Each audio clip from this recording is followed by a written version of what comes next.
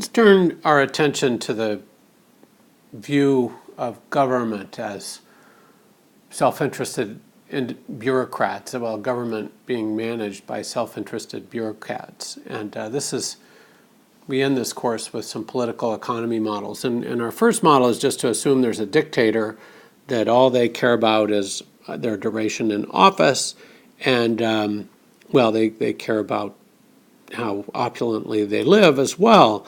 But this model that we have in front of us assumes that the dictator has to pay a certain amount of tax revenues just to provide public services, just to keep citizens from dying off. You know, it's a little bit like that Angela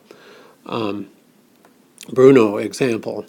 But then, beside higher taxes, citizenry is less happy, and they're going to kick the king out quicker. Lower taxes, all else equal, including the level of living of the citizenry, they're not getting a huge amount of public service, but they're not being taxed very high either. So they'll let that dictator last longer.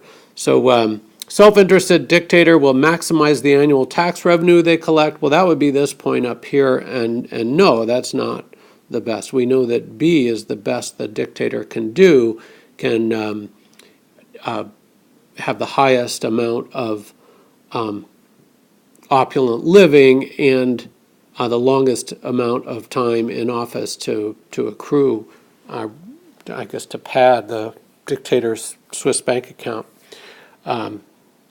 Moving from A to B in the diagram is a Pareto improvement, improving outcomes for both citizens and the dictator. Well, A to B certainly improves outcomes for the dictator, but the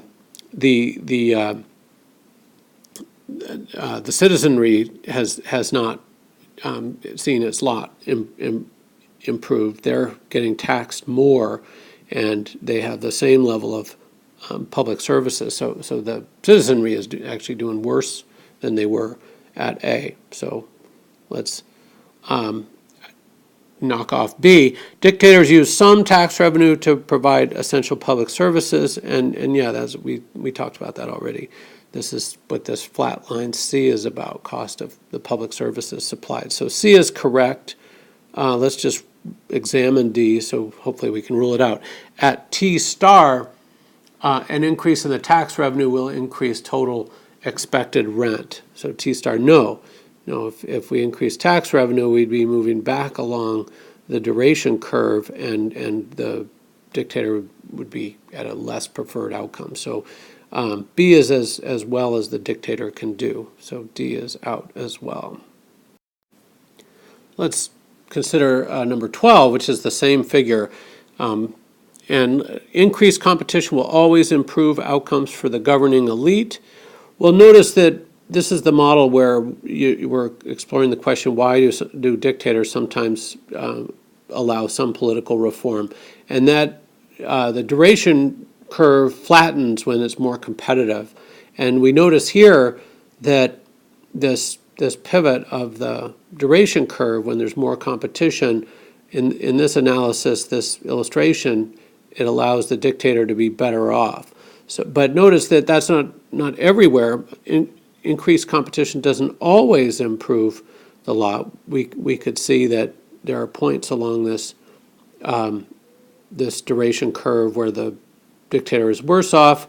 We could imagine a scenario where increased competition would leave the dictator everywhere worse off. So this is an illustration that increased competition could improve outcomes for the governing elite. It's not to say that it always would.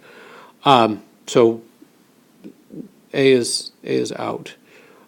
Increased competition would make the elite worse off if they did not reduce the tax rates in response.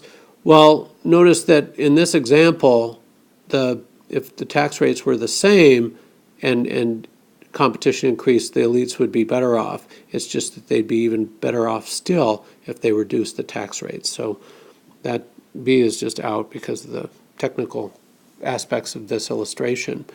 The substitution effect will cause an elite an elite that is facing greater competition to charge higher tax rates. The substitution effects. Notice we'd consider what would happen at the same level of well-being if the competition changed, and oh shoot, that wasn't the right slope. And what we'd get is we'd get a tangency down here somewhere. So the substitution effect will cause elite facing greater competition to charge higher tax rates? No, it's exactly the opposite, lower. And then finally, let's hope D is correct.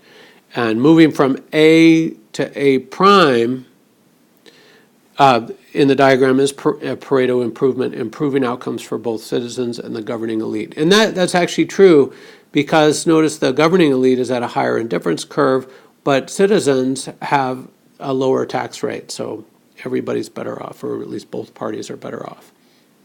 I guess there's only the dictator and the governed. There's the rulers and the ruled, so everybody's better off here.